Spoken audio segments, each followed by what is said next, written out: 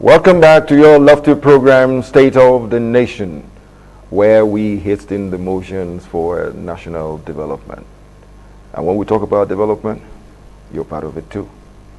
This morning, we shall dwell on a factor that is important to everybody, be you male, female, old, young, or whatever. The season we have on hand is the Yuletide season. Christmas has come and gone. Today is the 28th. And in a few more days, we shall be ushering in the year 2022. It is my hope and my prayer that you and I, all our viewers out there, all lovers of our station, we shall all be around to celebrate 2022 together. And here I would like to include my brother too in the studio that we are going to be in need for 2022. So I introduce to you my brother Cosmas Uzodimma. Welcome to the program, and as my prayer went, we shall see 2022 together. I say amen to that. One big amen. One big amen. That's it. That's it. Thank you. Yes. That's it. Yes, 2022 is going to come, and we all are going to be around to see it. But for every sensible person, for every articulate person, there is what is called expectations. There is what is called trajectory of thought. There is what is called plan. Even for tomorrow, not to even talk of the next 3 days. There is a regular plan from a normal human being about what to expect, what you are going to do in the next few days, in the next few weeks, next months, or in the next year. But here and now we are dealing with the year that is coming, the year 2022. Honestly, as Nigerians, we have a lot of challenges. Don't let us delude ourselves. One program will not be enough for us to take care of all the challenges and expectations for 2022. But I would like us to at least pick on maybe 2, 3, or 4 serious avenues. I would like to start off from the element of security. Why? You need to be alive to get anything done. If you're not alive, you can't talk about any other thing. So my question to you, because you are in the upper percentage of Nigerians, you've seen it all. You were around before Nigeria was born, and you're still here. So basically, in terms of this, our security challenge, we were through it close to a decade now. What have we done in terms of security? What is the improvement we've had? And what is your projection for 2022? Nigerians would like to know your insights. Go ahead, please. Well, thank you very much. When we're looking at the next year, the landmarks, expectations for next year, the political season, the economy, that's right. Science and technology, and the 4 key fundamentals of the economy, which you've mentioned: security. Yes. And let us deal with security first. That element of we need to be alive first. And that area, I'm a little bit optimistic that something more is going to be done. Like we just saw on the news that the federal government is now set to deploy jets. That's good. And a number of these technology. That's right. In the combat of insurgencies and all the other areas of insecurity around the country. Okay. And I believe, because we're going into the election season, and one of the things the government in power, the incumbent government would like to do, is not to allow the kind of insecurity that beset the country in the last few years to still, railroad them into the next election season. And people are going to be disillusioned. That's true. And I'm sure they're going to do more to make sure they suppress insecurity in and around the country. Like it happened during the Goodluck Ebele Jonathan's period. In the Northeast, they had to suspend the election for about 6 weeks. And certain things we thought was impossible was made possible. It was made possible. They entered into those areas, dealt with the situation and allowed the election to take place. Give the people a chance to exercise their franchise. That's good. And I think this is what the government is going to do. And I thank God that we were able at a time to procure the required equipment. But what we have not been able to see is a commensurate effort to deploy those equipments. It's like you build a ship, a beautiful ship, okay, and you're afraid to set sail.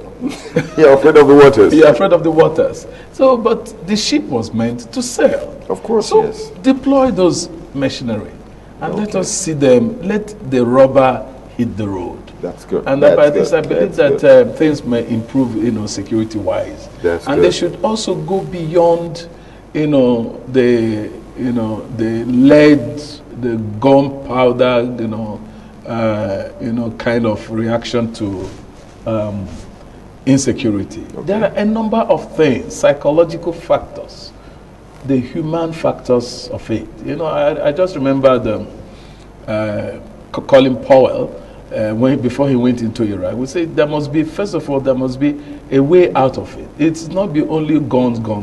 There must be the political aspect. Of course, dialogue with the people. Like I've been to Imo State, and during my recent visit to Imo State, a lot of things have been talked about. Separatist movement. From during the last Christmas, and 2 weeks ago, I was in Imo State. I discovered it's not about that. What are the people are going through stuff in the hand of the police? So what's going on is like the answers is the youth. They need a negotiation table, right? They need good policing. The policies are there. Good yeah, there should be good policing. But what happens is that when you wake up in the morning, you go. Somebody picked me from the airport, and it's like 8,000 from the airport to the city. Your destination. And suddenly he's picked on the road by a policeman. A policeman tells him, "Look, you don't have your papers." And he said, "Sorry, I'm sorry, I left my paper." All those lies, small things. And the policeman says, he told me, he ordered me out. Say, "Get out of that car so that they will arrest the man." I said, "Wait. I have a business with him. He's taking me somewhere. He's taking me somewhere. How can he ask me to get out? In the middle of nowhere. In the middle of nowhere." Oh, that's a bad one. You can imagine that. So imagine myself, I was just coming from Abuja and I was put through that shock. And you can imagine the kind of exasperation that you will be feeling right if there is, it is all over the town. Okay. So I think there should be good policing. I guess we are getting there. Honestly, we are getting there on that statement. Because based on what you said now, I would like to add one other factor to it. Months back, maybe years back, we've been deluding ourselves that a bandit is a bandit, a kidnapper is a kidnapper, or this or that. But when we started getting the bad side of the coin, it is now, we all have now agreed that bandits, kidnappers, and what have you are all terrorists and should be treated as such. Yes. I believe that is a good move in the right direction. Yes. Which goes in tandem with what you said that, okay, if we can identify the challenges, it's high time we go at them full force. Yes. Fair enough. Like you said, we have our hardwares, armaments that we purchased, and you use the analogy of the ship and the sea. That it's high time we set sail. Set sail. We will set sail because our security apparatus are on ground. They might be having challenges, but honestly, let's give it to them. They are trying. They're doing their best. They're doing their best. All we need is give them more encouragement so that they can move on to the next level. Yeah, still talking about the year 2022. Let's move on to another factor that affects whatever is going to happen, which is what you just said too. The human factor. It is the human that creates the security. It is the same human that creates the insecurity. At the same time, what is the level of our human capital development? What are you expecting to see in 2022? Because we need to develop on it, or else we will still be having this element of insecurity. Because it is people that create insecurity. Let's have your take, please. The first thing I'm going to say here is we must decolonize the educational curriculum. How? That will teach you, reading, writing, arithmetic. We've gone beyond that. The world has gone beyond that. Skill acquisition. That people should be able, our education, a couple of years ago, they started the 6334 system, and it didn't work. They insisted that every school must have a workshop. What happened about that? It doesn't. It has. That we should go technical a little bit. That we should go technical. Somebody should come out from the school having the capacity to face the world. That is number one. You see, if people do not have the capacity, the skills to connect into the economy. Somebody comes out from school, he has read physics, biology, chemistry, what have you, English. So what? How is he going to make use of those knowledge is acquired? But if somebody comes out from school, I have a little girl that had just graduated. She had just finished her last exams. Okay. You know, I was impressed with her. I'm impressed with her. You know, right now, she said, "Dad, Mom, I am practicing." She started practicing with even the house girl to make go with, what they call it, being a beautician. Braiding. She started braiding. She said, well, that if she goes for her master's abroad, that she intends to, you know, you do stuff like that to earn some money. That's good. But that's a good one. This is what she could have done from secondary school. She would have been an expert. She would have been an expert by the time she was graduating from the university. She read linguistics. Oh. Okay, fine. But what are the practical aspects? That's what she's trying to engage now. My first daughter graduated in political science, but immediately she graduated, she went in to learn, you know, sewing, fashion designing. And before she left the country for her master, she had already established a very good business. She had a fashion brand. Oh, I like that. I like that. Adure Couture. That's good. That's good. You're using yourself as a typical example, which is what I like in most cases. Yes. We are not just talking in general terms. Yes. You're using yourself as a life example of what is going on and what it should be. Yes. In other words, what you're saying now is, in terms of human capital development, we should do more. Our governments, both on the federal level and the state level, should do more. Another important I want to say is that human capital development also, we are going into the elections period. Okay. We're talking about recruitment into the next class core of political leaders. Okay. We must also be careful to make the proper choices, because 2022 is the year of election campaign. In fact, FCT administration, FCT itself, by February 12th, we're going in for local government elections here in the FCT. And towards the end of the year, the elections will start heating up. What do we do to correct the mistakes of the past, so that we put in that element of human capital? Now we're trying to teach the skills that let them have skills, not just the paper certificate, the skills that goes along with it. And at the same time, you're saying another thing, that we should get them ready for the elections. I concur to what you're saying. Reason being, it is this our youth that is being used in propagating, and to put in the proper human capital in the leadership core. That's what I'm saying. Okay, that's what you were saying. That is high time we bring them along those lines. That's a good one. That's a good one. Let us move on to another factor that we are looking at, and that is the element of infrastructure. In every economy, for any economy on earth to work, your infrastructure must be in place. In our own case, the major one is power. We've been at it for ages. We're not even talking in terms of transportation, either road transportation, rail transportation, but the one that drives our local industries, the medium and small scale industries, which is power. We have been at it for ages. What did you see years back? And what are you foreseeing for the 2022 and beyond?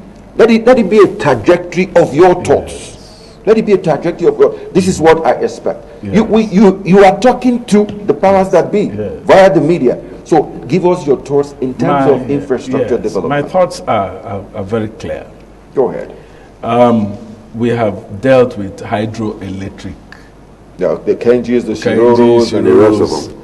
But people have moved on. Look at, we're talking about green energy now. We're talking about other sources of energy. I think South Korea has muted a suggestion to us that we should proceed to nuclear power for our energy source. And until we do that, many countries of the world who are doing that, a lot of them have had to have this nuclear input and other. Are we not going too fast to go from where we are to nuclear?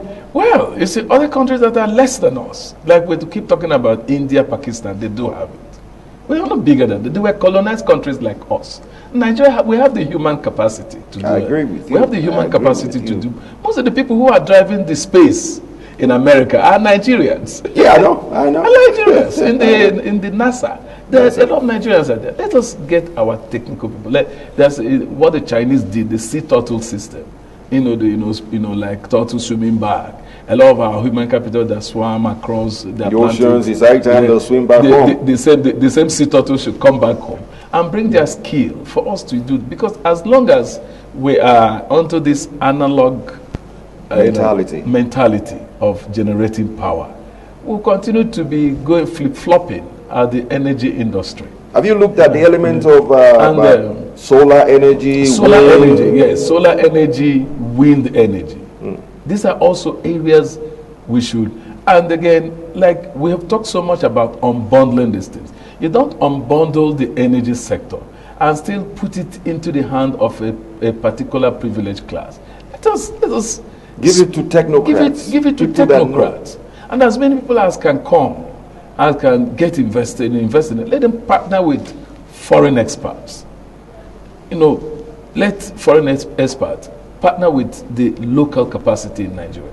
And then let these things go across, give people franchises for various regions, like what this man, Batnaji, was doing in Aba and other places like that. But we've not had so much of it. We know it went into an advanced stage, but let it not be like something in the pipeline. Anything in the Nigerian pipeline could get rusty or vandalized. No, but at the same time, I would like to veer again into another form of infrastructure that is, honestly, let's tell ourselves the truth and then be able to tell some arms of government that, well, they are doing a good job. Yeah. I'm talking in terms of our transportation system and the fact that we have gone back to the rail system. Yes. Over the past few years, we have made honestly, some of my friends have traveled on the rails and they really applauded it. Yes. The likes of the Lagos, Ibadan, Itape, Warri, Abuja, Kaduna. We've seen those ones. Yes. What are the expectations and what do you think we can do to improve on this? Bearing in mind that there was a time the National Assembly was querying Amechi, our minister, that why are you borrowing so much money for the rail system? And he was able to tell them that, well, what we are borrowing the money for is for everybody to see. And he ran an inference about how much money we were making on the Abuja-Kaduna run. Yes. Honestly, if you bring a little kid to do that math, you will see that we can pay back the money before the moratorium even runs out. Yeah. What do you think along the lines of this? I was involved in the Abuja. I was the press secretary, and I was involved. I wrote speeches. I did media projects on the Abuja railway system. It's an excellent step, and I've traveled to the Kaduna railway. I traveled to Kaduna by rail. It's excellent work. A friend of mine is inviting me to come to Niger Delta in Warri. He told me, no, that I don't need to bother. All I need to do is to drive to Itakpe, board the train, and the train will bring me to Warri. He will come and He was a retired director in FCT. He comes to Abuja regularly, and that is the way he comes to Abuja. So, if those areas we've seen people who are using them. Government has done excellently well. Okay. But there has been a debate. Instead, I was an SA to one of the pioneer transportation secretary in FCT. There's this debate about the narrow gauge and the standard gauge. About those, at a time I went to Makurdi, there's still work to be done. Yeah, life is work in progress, really. If you go to Makurdi, you see some of the railway hardware that are rusting. The sleepers and the sleepers are still there. So what are we doing to revive them? Like, speaking about India, when we talk about railway, India easily comes to mind. What about India? They were able to say that they were able to run both the new gauge and the old gauge. So why are we leaving those infrastructure that are already there to rust? Why can't we revive them?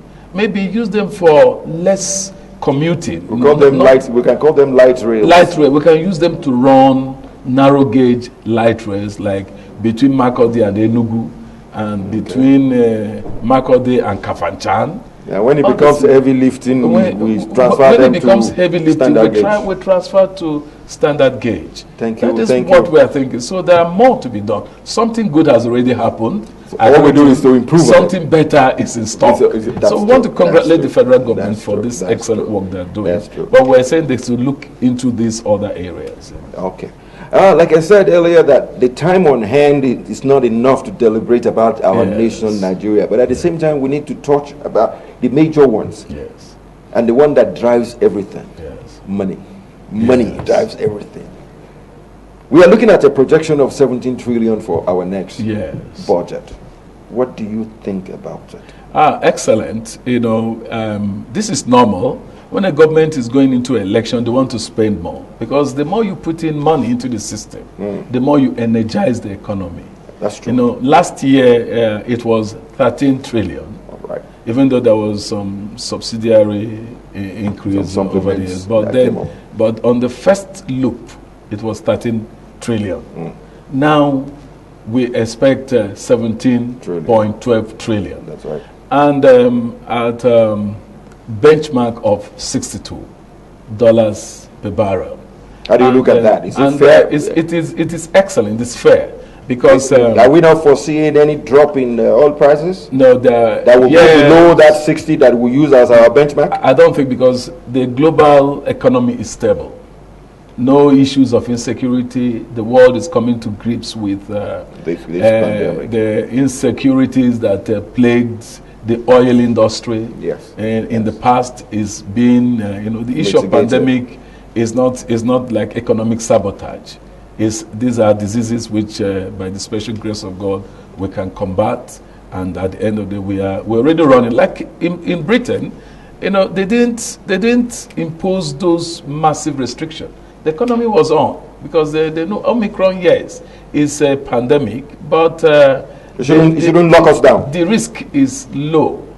You know, the mortality rate is low. The spread is high, but the mortality rate is very low. So we don't need to embark on a knee-jerk, massive shutdown of the economy. But with education and the booster jabs and vaccinations going on, I think we can be able to run the economy pari passu with that. So I think the economy is going to be bubble up next year. And by the time, and the reason is going to do that because government will want the economy to be afloat, so that the present government in power will not generate, you know, we'll go out on a high, or probably remain on a high. But then the danger is always at the end of the election. That's true. All the excessive injection will not have its toll a minute after the election. That's always what happens. Is that your fear? That's my fear. There's always a high, an extreme high at the election season, because government is pushing in a lot of steroids. The economy is on steroids.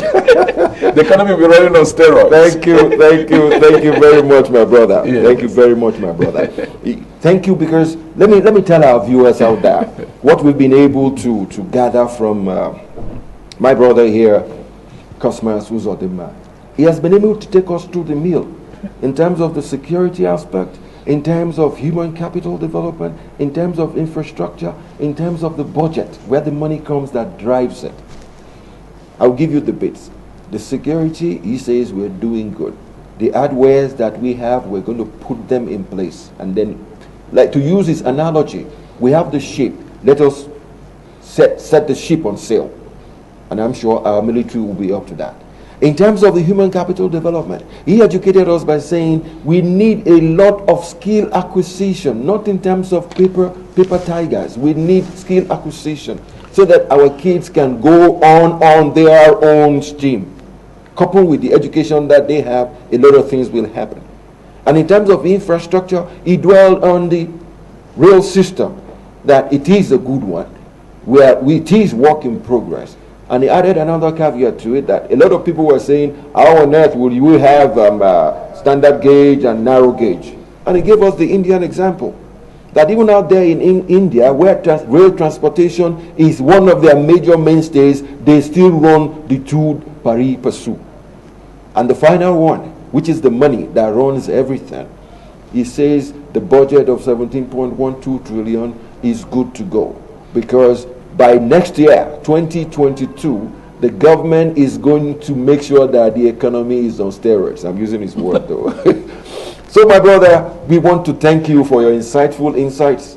And honestly, I will get you back here to share your insights with us. I appreciate it. And to you, our Nigerians, I'm not just saying thank you to him. Our viewers too are telling you thank you. Thank you very much. Thank you for coming. Thank you very much. And to you, our faithful viewers, don't go away. Because next on State of the Nation, we shall give you more about what is called information dissemination by going into newspaper review. We don't expect you to buy all the dailies. You leave that to us. We'll give you the tidbits. Don't go away.